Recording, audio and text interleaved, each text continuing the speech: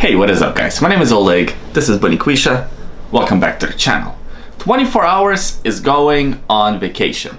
Not all staff members, just Oleg, part of the equation. Bond, part of the equation, is actually staying with my mom for about 3 weeks, so that's how long we're gonna be gone for.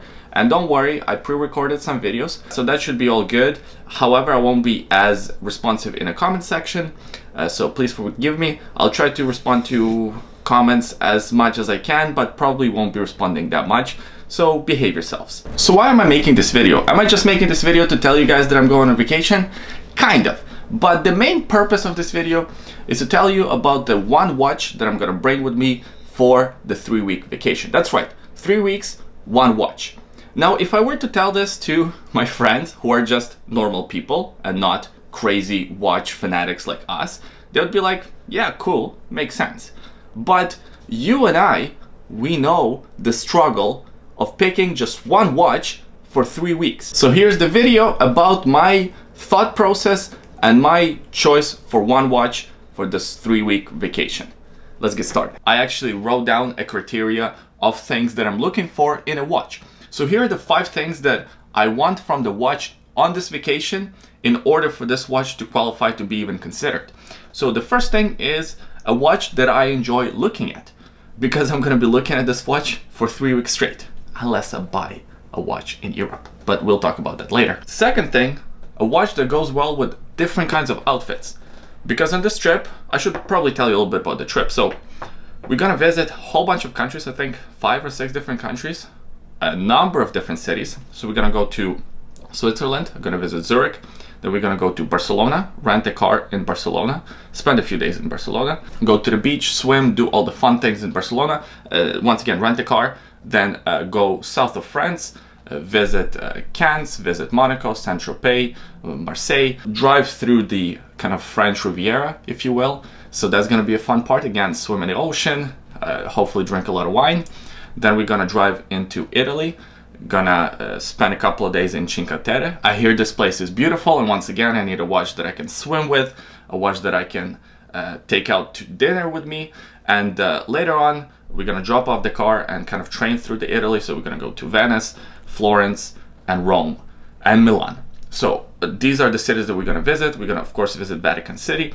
So again, I need a watch that's very versatile, so I can swim with, so it has water resistance. That's actually requirement number 3 from the list. The 4th requirement is it has to be on a bracelet, because in my opinion, in hot weather, bracelets are just much more comfortable. I could take a watch on a rubber strap like the Zilas here, but I feel like a rubber strap in a hot weather doesn't go together that well. My iPad just turned off. Okay, and the 5th and final requirement for the watch, it has to be a watch that I find somewhat special. I don't like to get too emotionally attached to watches, but somewhat of an emotional attachment is okay in my opinion. And what could be better than to build some fantastic memories with one timepiece, and years later, months later, what have you, I look down at this watch and I remember, oh yeah, I remember drinking wine in Venice and looking down at this watch, or I remember doing this here and looking down this watch. So it's kind of a good way to build special memories and just make that one watch a little bit more special. So what are the 5 watches that I'm considering for this trip? I wrote those down too. So number 1, Seiko SKX, and I'm gonna tell you right now, this is not the watch that I'm bringing. It's a great watch, a sporty watch, would go well with all the sporting activities, but I think it's not as refined for the more evening activities, going out to dinner, Vatican, all that. So it's not the watch I'm bringing. I brought that watch to a different kind of a lake vacation getaway, and the watch served perfectly, but not for this vacation. Second watch was the Genot. All the controversy aside, all the shady potential, alleged shady past of the owner of Genot, the watch itself has a pretty solid build quality.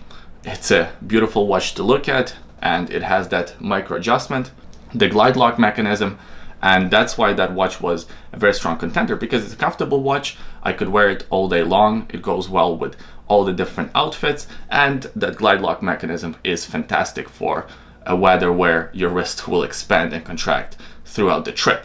However, I chose not to go with the Jeanneau Ocean Rover for one big reason is that years from now, I don't know if this watch will still be in my collection, and I'd prefer to build memories with the watch that will stay in my collection, or most likely to stay in my collection in a long run. The third watch I was considering is the Oris Aquas.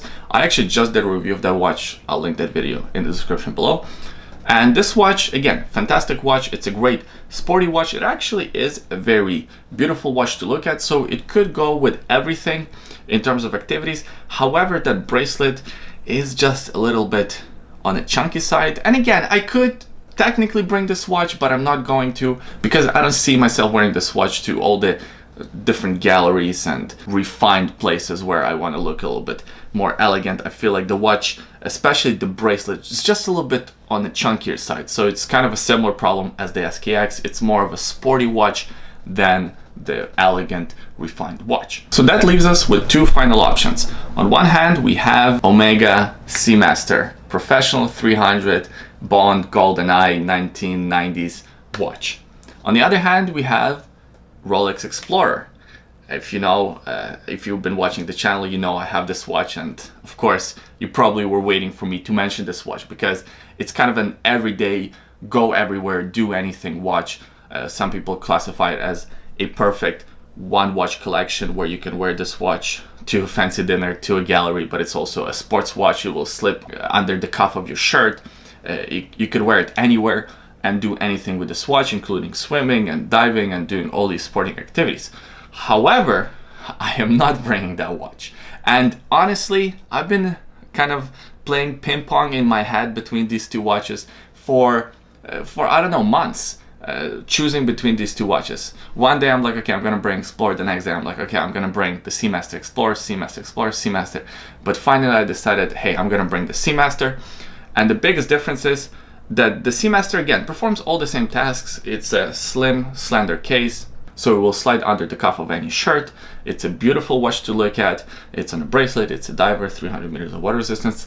Mine does have a quartz movement, so a lot of you will look at that as a negative, but I had that watch in my collection for a real long time. I traveled with it a lot. So it is a special watch. I do want to build more memories with that watch.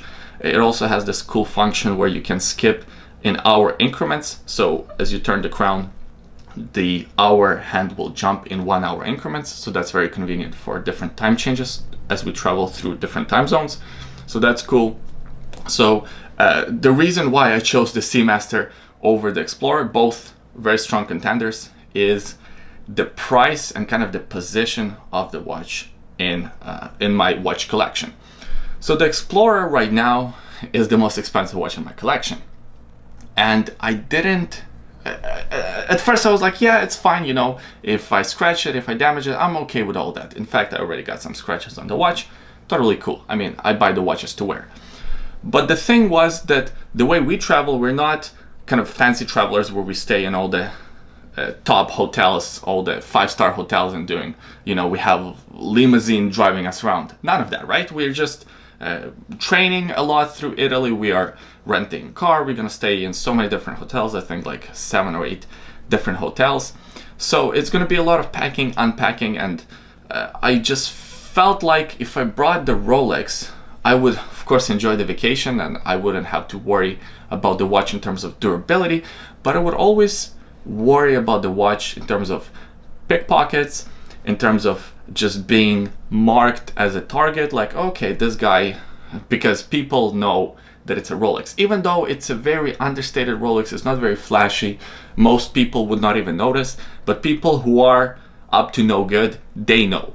They are trained to recognize a Rolex. And I felt like I didn't want to be in this situation where I'm always worried, like, who's watching?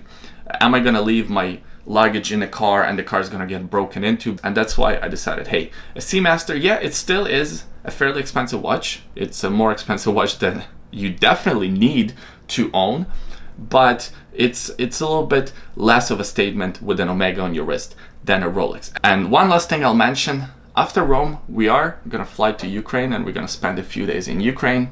So I'm really hoping to pick up some Russian and Ukrainian, well, not Ukrainian, but Soviet era watches from Ukraine.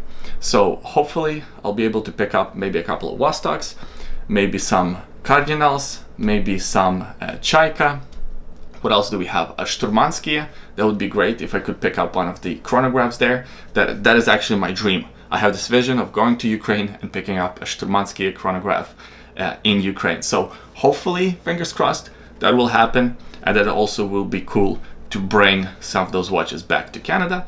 And hey, if I pick up a nice vintage Vostok, maybe I'll do a giveaway in the future videos and give one of those watches to you guys. So that's it, that's the video. Hopefully I wasn't rambling too much. Hopefully you enjoyed this. I just felt like I wanted to share with somebody my thought process of how I came about choosing this one watch for the trip. The best way to keep up with all the travels, follow the channel on Instagram. I'll link it in the description below. That way you can keep up with all the different pictures and different places that we visit. By the way, today on my wrist, I'm wearing a Zelos GMT. I think it's called the Zelos Horizon GMT. I did a full review of this watch. That video can be found on the channel. I really love this watch. Give it a positive review because I just like it so much. And I appreciate you watching this video until the end. Please leave a comment in the comment section below. Let me know what is your one watch that you will bring to a vacation like this. If you're going on the grand tour, so to speak, visiting a few different countries, swimming / also doing kind of more sophisticated activities, what is the one watch that you would bring with you? Leave those comments below. I always enjoy reading your comments. Of course, give this video a thumbs up if you enjoyed it, and I'll see you guys in the next one. Bye. Oh, also there is a secret link in a link description if you're curious. Bye. Hey buddy, are you in the water?